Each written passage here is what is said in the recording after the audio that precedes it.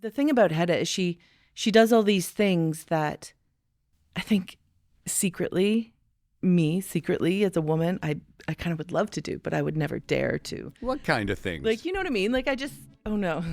Sort of. But you know what I mean? Like, she says things that you wouldn't even dare to say.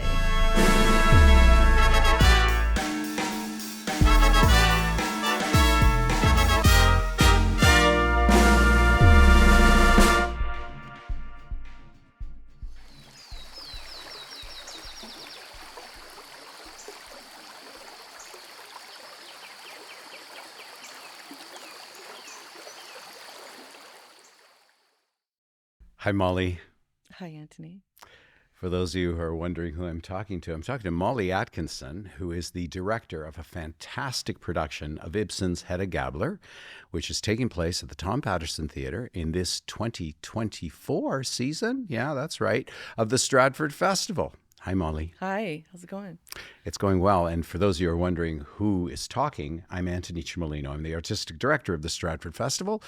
And this is Director's Notes. So this is a chance to get behind the scenes, a chance to learn more about the play and about this particular production. But I think this is sort of a chance for all those Ibsen nerds and theater nerds and all the folks who just like great literature to come together and explore. I think so. All right. So, what did you think when you were first approached about doing Ibsen's Hedda Gabler? I first got an email, and then I thought, oh, they must be just asking a whole bunch of people, and perhaps this was me putting my name in the ring of, eligible directors who were available. And then when I talked to you, and you said, well, would you like to do it? And I said, yes, before even reading the script. I went, absolutely. I didn't even care what it was. And then I went, oh, but I should probably read the script first. And so then, because that's what, you're supposed to do. But I jumped at the chance, right? Like I read the script and immediately fell in love with it. And then I had to wrestle with the idea that Hedda Gabler, as I'm an actor as well, grew up, went to theater school, did all the things you're supposed to do as an actor, read Hedda Gabler when I was in my early 20s, a young theater school student, and I didn't connect with it at all. I didn't get it. I didn't understand it. It was never on my radar of things that I've always wanted to play. It was never on my radar of things that I was really interested in. I've always liked Ibsen, but I didn't understand it. Well, I don't even say that I would understand it now. I feel like I just didn't get it. And so the more I spent time with Hedda Gabler and the more I spent time with this particular script and researching the play and the people who've done it before, and I realize now as a woman in my mid-40s that it just hits me so much differently now as a woman. So I totally got into it. So there's about 1,000 wonderful, delicious topics to explore there. Is that too many? But no, it's great from the translation to the story itself. Yeah. But let's begin, and let's assume that not everybody is conversant with either Ibsen or his, canon or Hedda Gabler within that. Yeah. So tell us about this play. It was written in 1890. He was late in his career. So from my research and things that I've known about him since theater school in the last, studying theater, he changed modern theater into, instead of the sort of large melodramatic theater, he really focused on the middle class, and he really focused on the naturalism in theater and bringing out and hoping that we all saw the naturalistic human emotions and human interactions instead of the sort of large scale theater that was going on at the time. Right. It was not about his plays were more about the world that he grew up in, which is the middle class and sort of not kings, not queens, not princesses, not anything to do with royalty or not anything to do with really, lower class. It was really the middle class people and what the drama of that is, taxes, love. There's so much drama that can be happening in that time, right? Like lawyers and doctors and teachers and, professors and that sort of thing. That world that really hadn't been looked at before. No, it's very funny because I'm directing London Assurance by Yes. Dion Bosco, who was the most successful playwright of the 19th century and then was eclipsed by Ibsen. But in terms of getting audiences up, because he did exactly that kind of thing. He did these big sensational kind of productions about, the latest thing to capture the imagination. Yes. But the understanding was within those plays that there was a certain morality that had to be held to, that, you didn't want to be seen as being, you wanted to flirt with naughty subjects, but you didn't want to be seen to be somehow condoning them or saying it's okay. Right. So along comes Ibsen, who writes these plays, about regular people. And tackles political subjects and really tough things that kind of made as many enemies and upset as many people as they turned on. 100%. Now, the thing that I found really interesting is that, it was all about regular people, but there was never the good guy and the bad guy. We never really understood who was who. There was good qualities to the bad guys, and then there was really bad qualities to the good guys, and we never understood who was right or who was wrong. And that was so much different than the sort of the things that were going on at the time as well. And even within his work, by this point, when he's in his 60s, he writes a play about a woman that is kind of explores psychology and kind of anticipates Freud. Like it's this one is not a political work. This is like about this is not. What's it like to be a person. Well, absolutely. And the more I realize about this play, the more I feel about this play is it is so relevant because it's actually not even just, it's what it's like to be a woman. And especially following Hedda's story, the sort of things that were happening in 1891 are actually still questions that we're dealing with today. Even the amount of work that we've put into the feminist movement, even the things that women are able to have now and able to do now, and all these wonderful things, there's so many questions still. We haven't actually come as far as we thought.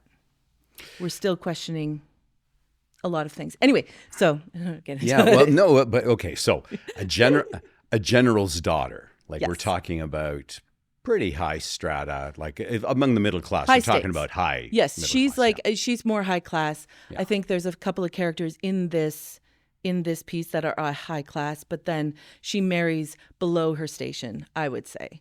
She marries sort of a middle class guy who wants to be a professor. He spent a lot of time working on his degree. He's finally got his doctorate degree, and now he's hoping to get a job as a professor, but also goes into massive debt to purchase this house, trying to live beyond his means in order to please her. But we realize very quickly in the beginning of the play that nothing will please her. And it's just a matter of this sort of psychology of being a woman in that time, and what their use was, especially in middle class. They have a great education, they come from a certain thing, but there's no use for their education because they're not working, they don't have jobs, they don't have anything other than to be someone's wife and to bear children. And that sort of was their outlook. So they have all this education and all of this want to do things, but then nothing to what's the word I'm looking for? No outlet for it all. Although it did lead to the suffragette movement and also led to a number of other things like legislation on morality that was driven in large part by very educated women that then caught up Oscar Wilde in that particular trap. Absolutely. So it had... it did have an effect. It had an effect, but probably not the one that people intended because of Ibsen's point, which is there should be a chance for these very capable, very well-educated women to actually do something productive in society rather than, simply... open parlors and talk about things. Exactly. They say it's great that Shakespeare read Freud. And it's also true that it's great that Ibsen read Freud, even though he wasn't published for a couple of years until after this play. Right. Because she's an odd duck, isn't she? Like she's destructive. She seems random. She's got a very deep well of emotions, and she doesn't get people to do very nice things, and she doesn't do very nice things. I've totally ruined the play. You should still go. Spoiler alert.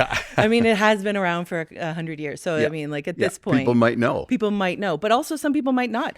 Also, which I find really interesting about our play, is that it's constructed in such a way that even though you know it, You forget. Right. You forget what's going to happen. And I think that can be that's the best thing about it. It's still exciting, even though it's been around for 100 years and we all sort of kind of have an idea. Like, you know, you can go see Romeo and Juliet 1,000 times, you still know what's going to happen at the end, but you kind of hope, there's hope that it might not this time. And before we get into exactly what she does and maybe why, let's talk a little bit about Patrick Marber's version of this play, because probably that version you read in university was like the one, the Eric Bentley classics, the kind of, dutiful but stiff versions. It's a bit stiff. Yeah. So when you offered me to do this play, I went, I better read some stuff. Go back and read some stuff. So you read some things. You thought, oh shit, and what am I? I don't know where I'm going to start. What am I supposed to say? So you kind of go, I'm not smart enough to do this play, or I'm not well versed enough in Ibsen to be able to do this play. But then you read Patrick Marber's version, and you realize, no. What he's done is he's made it very active. He's made it very, I don't want to use the word simple because it's not simple in any way, but he's made it very clear for us to be able to do this play. The story is the forefront of this play. The plot, the story. I'd say elemental. Like it's on rock solid foundations. Absolutely. It's no adornment. No. There's no massive monologues. There's no massive. We just get to the heart of the story, which I appreciate, because that's the thing that I really dig about theater, is always story, right? Right from the get. Are we telling the story? Is the story clear? And so, I think that his adaptation of the play really lets the story drive through, and I'm just following these characters. And each character that's in the story has, very clear storylines, but it just seems so accessible. It seems so easy. It's really funny. Also, surprisingly, but it's also very heartbreaking. But the language that he uses just hits you right to the bone. You can get to exactly what they want to say right away. So there's not a lot of. Also, when Patrick was here for the 2 days when we started rehearsals, he made a great point that it's an Ibsen play, but it's all Patrick Marber. I see. It's a Marber play in the end. And so he wrote every single line. And also what he took out of the Ibsen play was there was a lot of repeating of what happened over and over and over again, almost trying to explain to the audience more and more, okay, so this is what's happened now, and this is where we are, and now we're going to move forward. Right. But with Patrick's play, it just moves forward. I think it really trusts the audience to take us through the play. It trusts their understanding of the play really quickly. Well, and maybe that gets back to how people consumed quote unquote theater. Like there would be intervals, and they would be long intervals, right? Yes. So you'd see part one, and then you'd go away and you'd see all your friends, and then quite a bit of time later you'd come back and see part two. So some repetition was needed, whereas yours moves very briskly. You've got one interval only. Yep. And so there's no need to kind of recap, which anybody who watches Netflix, like we're used to this, right? Yeah. The first part of the show, you get a recap of everything else that's happened. But now we're just like skipping through that, and we're just getting to the point of the play. And I think it moves so quickly, and it moves us so fast. And if we do it right, that we get to a point where, we kind of invest in these characters, and we really, really hope that everybody's going to be okay at the end, every single time. That's I have a feeling it doesn't. Yeah. Okay. So she's raised by a soldier at a very high rank. Yeah. Probably gets to meet all the glitterati of the society, the politicians, everybody, and suddenly she's stuck with a struggling and probably mediocre scholar. Scholar who loves her. Or loves the idea of her, even. Right. I don't even know if he really, truly... Well, she's a big win for him. She's a huge win for him. So he's really, everybody wanted Hedda. Hedda was this untouchable kind of person. She's feisty. The thing about Hedda is she does all these things that I think secretly as a woman, I I kind of would love to do, but I would never dare to. What kind of things? Like, you know what I mean? Like, oh no.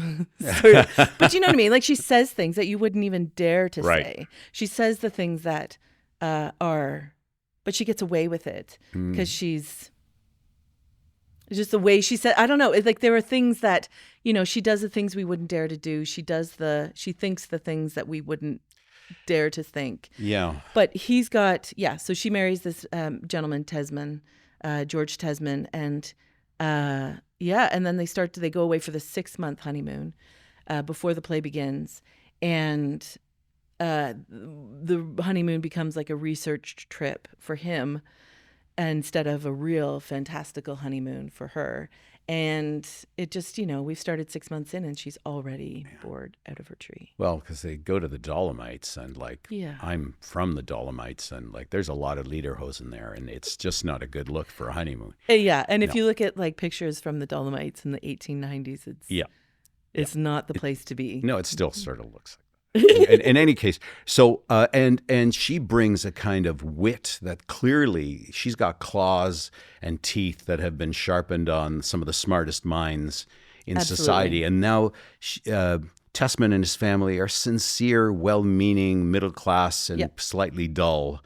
And so the clash between the class systems is also there as well. Well, and I think that she probably, if we were to put Hedda in our world now, I would put her in sort of the artistic realm. I think she's an artist by nature, right? Like I think that I would put her in sort of, she loves the artist crowd. She loves the writers. She loves the people who had a lot of money, but also were able to kind of do these fantastic things and be great at conversations and great at dinner parties. And so I would put her in that world. And this is not, the academic world is not the one that she sort of saw herself in.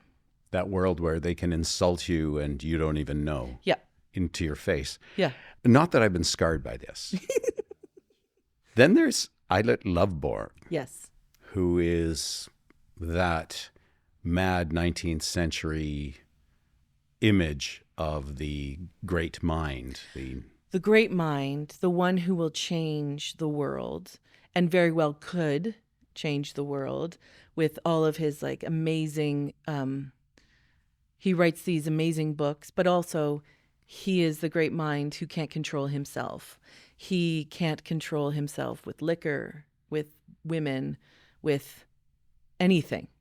So he's that guy who is so vivacious and brilliant and amazing at everything, and everybody, adores him and loves him. And when he casts his light on you, you are, constantly shining. But then he throws it all away at all times. Every time he gets close to the big thing, he always sort of finds a way to throw it away by drinking, women, getting into fights. He just can't control himself. He can't live a decent life. He can't live the sort of narrow, straight-laced life. But things are starting to look better for him because he's now off the booze and met someone who is encouraging his better angels. Absolutely. So he's met this woman, Thea Elvsted, who's married to Mr. Elvsted, but we never meet Mr. Elvsted. Mr. Elvsted's very old. It's a terrible part, Mr. Elvsted. I know. If you got cast as Mr. Elvsted, you just sort of have to rethink. It's like Godot and Godot.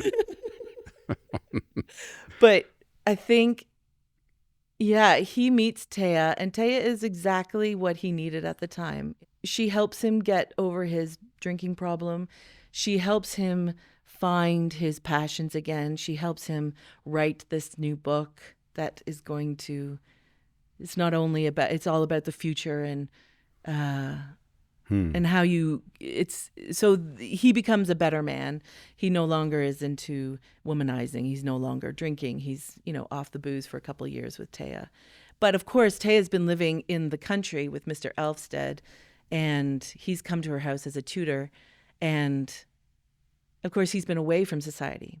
He writes this new book and he brings it to the city, back to the city. And that's where all the problems happen. And he can't help himself. And then he comes to Hedda's house because he's good friends with Tesman. And Tesman has asked him to come because Thea has come to their house before and said, I'm so worried about him. And then he gets he sees Hedda for the first time in a really long time. And then things happen. Then that's all the things that happen. Yeah. I mean, it's funny because we try to figure out in the play, in rehearsing the play, what is the moment where, because of course Lövborg can't help himself. He needs to kind of go back to his wicked ways at some point. But what's the point where he makes that decision? What is the point of that? It's not taking a drink. It's like decisions before that. Like even just going to the city, he knew that he wasn't going to be able to sustain that, sober living. Or is the decision when he decides to go to Tesman's house, he knows he's going to run into Hedda. And is that the point of the, of the downfall? Who knows? Anyway. Yeah, it's an interesting question for, addicts, is at what point do you give yourself permission? And it's probably a long lead up to all that, right? Yeah. So many things to discuss. The play has a number of 19th century cross currents in it. I'm thinking, the idea of the extraordinary strong man, the man who is, who's going to change the world simply because it occurs to them and they write it down. The idea of woman as vampire, the fang de siècle, the 1890s, and women will, drag you down to your grave. Right. And yet this play uses these kind of ideas that were topical at the time, but makes them really about people we know. And absolutely. When this play was first produced in 1891, I read somewhere that most of the people were outraged. Like, how could someone write this kind of a play about a woman who has all these quote unquote like manly characteristics? She's not a nice woman who does whatever she's told by her husband, or she doesn't follow what society wants her to be. She doesn't want to be a mother. She doesn't want to have a child. She doesn't, you know what I mean? All of these things. She, wants to flirt madly with many different men for enjoyment and for excitement. She wants power over people. And so this was an outrageous thing to have a woman that has such manly characteristics, very unlike any sort of female ideal that was going on at the time. By manly, do you mean destructive and evil? Yeah. Okay. So she does some pretty terrible things in the play, though, Molly. Yeah, she does. But here's the other thing is I found it was important to find out who she was and find out, because there's a reason for everything. It couldn't just be that she's, evil, or that she's bad, or that she's just mean, or anything like that, or that she's just bored. There are things that she does that I find to be so feminine and so part of every woman that I've ever met.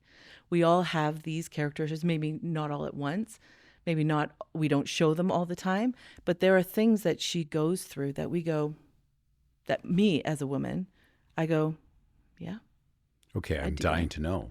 Well, okay, so take, for instance, you have a relationship with this older gentleman, and he's a nice older gentleman. We've decided that Brack, Judge Brack, is a good family friend, and he is, a very friendly older man, much older than Hedda, and has known her for a very, very long time. And they have this flirtatious relationship, and that's how they talk, but no one's ever crossed the line. But all of a sudden, things start to happen, and moves are starting to be made by Brack that are all of a sudden, Hedda is noticing that he wants to take the power away from her. And the things that she thinks about and the way she sort of navigates that as a woman, I kind of go, yeah, that's about right. When you get into a position where someone wants to try to take your power, obviously a person of power or someone who's older than you and starts to want to kind of, how do you navigate that as a woman? Or when another woman comes into your world and you can see that there's obviously a flirtation with your significant other, whether or not you want to be with this significant other or not, there is a competition sort of sometimes with women. And you can kind of see, you try to befriend that woman. And, there were elements like you wouldn't necessarily do the same things that Hedda would do. You wouldn't act on anything. But I think it's interesting to see that Hedda is she's all of us, in all of us at all times. There's this really interesting anecdote that I read, but the woman who originally did it in London, she did that. She brought this play to London, and her friend, who also played Thea, she was the original Hedda in London, and her friend brought this play to London in the 1890s, and she put it on. She sold her jewelry, pawned her jewelry in order to make enough money to pay the actors so that they could do this. They rewrote the translation, and then they performed it, and it was this really huge deal. And she's written this book about, it's called Ibsen and the Actress. And in it, there's a really amazing anecdote where the opening night of Hedda, one of their friends, this woman, came backstage and was gleeful and was happy and was like, oh my goodness, like how could a man have ever written this? This is, they don't even know their wives, they don't know their daughters, they don't know anybody, but he knows us. And that it was so exciting because Hedda is us. Hedda is in all of us. And this was in like the 1890s. Wow. So yeah. I read that and I went, that's put exactly the way that I feel when I look at this play, is that the things that she does, you kind of wonder like, oh God, I could never do that. But actually, when we talk about it, when Sarah, who's playing Hedda, we talk about it, we go, yeah, I can see that. I could see that. Not that I would do it, but you could see it. Right. Well, so let me do a plot recap, okay? Okay. All right. So Hedda Gabler, yes, this very brilliant daughter of a general, marries a mediocrity. Yep. We can talk about why, but she's now arrived back from a rather dull honeymoon to an empty house because they can't quite afford to furnish it. Right. And she thinks it's really ugly, but he thinks she wants it. And she then, to their home comes Thea Elvsted, who has been helping this genius, Lövborg, yes, and actually getting him on the right road. And she says, I'm worried about him because I don't know where he is. He seems to be missing. Right. And then eventually Lövborg appears. Then what happens is Tesman says, great, well, why don't I invite him over for dinner and he'll come over. Okay. And then he'll come over and we'll talk to him. We'll make sure he's on the right path. And behind the scenes is Judge Brack, who you mentioned, yes, who is one of those people who kind of knows everybody and is I mean, he's not quite upper class, but he's about upper middle class. Like he is much, we sort of think of him as a family friend of Hedda's from years ago, or a family friend of her father's. But he knows everything. He knows, he's got a source with the police. He's got a source with he knows everything. His nose is in everyone's business at all times. So he's put up the money for the house. And he's a very powerful guy. And he can make a lot of things disappear, and he can also make a lot of trouble for someone if he needs to. And in a way, he represents the establishment. Yes. Like he's connected, he's unscrupulous, he's amoral. But also he's a confirmed bachelor, so he never marries. But what he does do is he basically can have any woman that he wants, and he has these wild parties that are quite infamous, as like it's basically a night of hedonistic sort of drinking and who knows what. I mean, you could just put your mind to whatever kind of party you want to go to, I guess. Like right. This is the worst party in the world, or the best, deciding on who you are. But he's a judge, so the outward face is respectability. Yes. So Hedda has had a relationship of some sort with Lövborg. Yes. But no one really knows. It was done all in private. It wasn't a public relationship. It was we in our rehearsing of the play, we decided that the relation happened probably many, many years ago. But it was a tumultuous relationship, but it was also filled with a ton of emotion. It's sort of that first relationship that really kind of got you going, right? Like it was that first love, that first excitement, that first and Lövborg was a little bit older than her at the time, and it was secret. It had to be all done under the watchful eye of her father. Because Lövborg shows up at their home. Yes. To tutor the daughter. Yes. And in the play, they talk about how they were discussing sexual things, and then he eventually wanted to have control over her, or he came forward and pushed his way forward, and she didn't like that. She didn't like that. And then she threatened to shoot him if he ever did it again. So depending on how old she was, there's the possibility that it was criminal. Well, this is it. I think he read the room wrong when he was with Hedda and when they were younger, and he got the wrong signals. He got his wires crossed, and he thought that because they were talking in an intimate way and because she kept asking him these scandalous questions that, a woman would never ask another person, especially a man. And so he sort of took that as, this is good to go. But it was not. Well, I'm asking because on the one hand, it's clear that Hedda is jealous of the positive force and the attention that Thea is getting from Lövborg. Yeah. Because now this woman comes along and helps this man reform. And he changed for this woman. And together they create this book that's going to be the solution to everything. Yeah. And that's kind of their baby. Yeah. Yes, absolutely. And because of her jealousy, and because she doesn't want him, but she doesn't want anybody else to have him. Right. And that's what I'm so interested in, because you get the sense that she is obsessed with Lövborg, but you don't see a lot of examples of a selfless love for the man. No. But there is a little bit, like near the end, she doesn't want to betray him by saying, by lying about how things go on.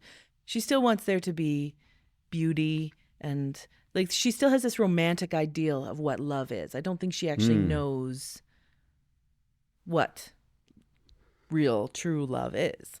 And I think that, who knows if she's actually ever felt it. Maybe she did love Lövborg, but she doesn't want to be, she doesn't want to give away her power to this man. Or maybe there's something in that as well. But I think that there's a real question of, this is always a question. It's unsatisfying because we never really find out, did she really love him or not? Right. And it can be really unsatisfying. But at the same time, these are great questions to ask at the end of the play, and you can talk about it with your friends after you watch it, I think. And everybody has a different opinion, which I think is really fabulous about the story, and why it's endured so long is that there are these questions. There are these constant, everybody has a different opinion. Yeah, and at some level, nothing makes you want something more than having somebody else want that same 100%. thing. 100%. Yeah. So yes, you're presented with this beautiful, brilliant play. Where do you, as a director, begin? What's your process? My process, I think, it's the story. It's always the story. The story, I'm serving the play. Right. My job is in service to the play. My job is not in service to what I think about everything. And I really feel it's important as a director to really service what the play is trying to tell us. So every play is different. The process with every play is different, I think. Yeah. There's not one, this is how I do a play. We come in and we do this on the first day and this on the second day and this on the second. Like it always, I mean, you know, right? It's like there's always a different group of people. There's always a different group of actors. There's always different things that they need from you. And I always look at it it's such a culmination of a bunch of different artists getting together. My job is to make sure that I facilitate everyone doing their best work, including the designers, including the actors, including stage management, everybody in the crew. I want to make sure that it's an environment that allows people to do their best work and they feel good about the work that they're doing. I make sure we're all on the same page about things. We all think about the play in this sort of the same way. But it's that I never really thought of myself as the kind of director that comes in with this is how we're doing it, and everybody has to do it the same way I think about it, and this is what I want. And well, it's a beautiful production. I mean, it's the acting from everybody is so. I said the script is elemental. I feel the acting is that way too. It's really on point, stripped down, and yes. Always interesting, always compelling. Well, this is what we worked on mostly because of the play. In the first little bits of the play, the first directions of the play is that it's a room, it's got a big fireplace, it's got an old couch. And that's all he gave me.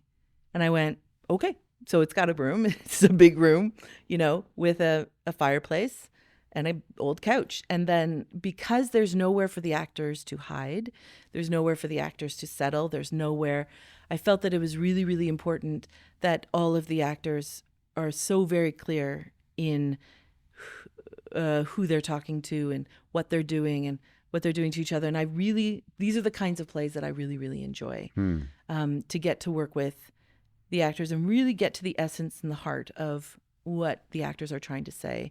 And I trust actors wholeheartedly in their interpretation of the play. And we just sort of fine tune everybody so that we're all talking to each other and making sure that the story is really, really clear with each other. Yeah, and everybody, you should know, I mean, I just bumped into Tom McCamus outside who was singing your praises, and Sarah Topham, who plays Hedda, also told me how wonderful the room was, how exciting it was, and how warm it was. Well, and I would say that I don't work well in an environment where people are unhappy. I don't work well when we're not laughing and having a great time. And because this play can sometimes get a little dark, I really felt it important to bring life and joy and excitement and laughter into the rehearsal room, and find ways to have fun with the play. So there was one of the things that we did, I gave them a little project to work on. I gave them a week to work on it.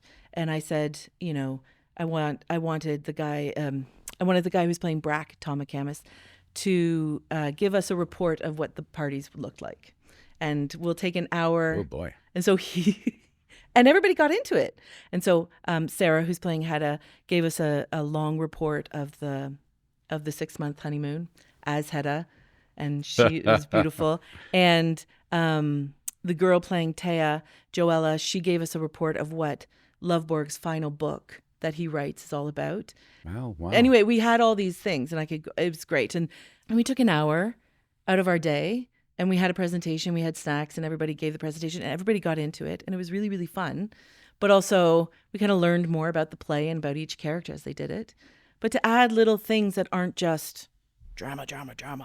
You know, we played games sometimes. We every day we checked in with each other to make sure everybody's cool so that we could get to the work, you know, so that we had moments where we could just sort of like throw it off and be silly, and then we can kind of get back to the work. That's what I really enjoy, you know. So I'm not great at being creative when I'm afraid people don't like me or like not having any fun because I'm just not great at it.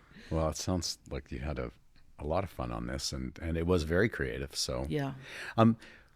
A 19th century play, people have, you know, certain ideas about 19th century being fustian and stuff. Yep. Why should somebody go and see Hedda Gabler? I think people should go see Hedda Gabler because, yes, we've placed it in the late 19th century, early 20th century, sort of in that genre. I think, however, I think that especially with this particular production, they will see themselves in this play, even though it was placed in a certain time period. They will see themselves in any one of the characters at all times. Because this play is 100 years old, I do still believe it has endured because of the story of what happens to this woman in a circumstance that she finds herself in that she is not interested in being in. And what happens to a woman when you cage her or when you don't let her express herself? What happens to a group of people when there are things that happen out of their control? I think this is all really relevant to us now. And I think also watching particularly these women in the play, you'll find yourself in there. I have no doubt, because the things haven't changed that much. They definitely have changed a little bit, but there are aspects of Hedda, I think, that every person will be able to see themselves in this play, even though we've placed it in the early 20th century. But I think we have a brilliant designer who has made these clothes and these people look absolutely gorgeous. Yes. And absolutely sexy. So that's also a good reason to come see it, because everybody looks fabulous. And you fill that elongated thrust stage of the Tom Paterson with so much drama, but it's very simple, very elemental. It's really striking. What I really wanted to say in this play was that this is real people, real human emotions, real human connection. And I truly believe that theater is that for me, is that I go to the theater to make a human connection or to feel a human emotion and to feel that from the stage. And so that's sort of how I constructed this play. This is the kind of thing that I love to see, that I'm making the audience, instead of sort of throwing it right at the audience and making them, receive it or telling them what to think. I like to think of it as the audience leaning in and coming up with what they think or what they need to think that day, or they get from the play what they need.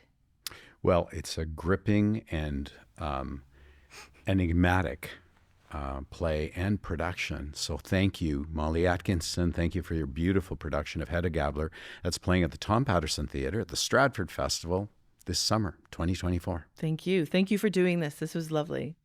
Pleasure. Okay. We'll keep talking Hedda Gabler later. Yeah, let's keep going talking. Bye all. So my love for Shakespeare started when I was 8 years old, because I got in trouble for listening to Salt and Pepper's Push It. And she made me read the complete works from cover to cover as punishment. I love it. Yeah, because she was not having hip hop in our house. For some reason, my mom just always hated rap music. And so Shakespeare was the punishment. It ended up being a gateway for my career.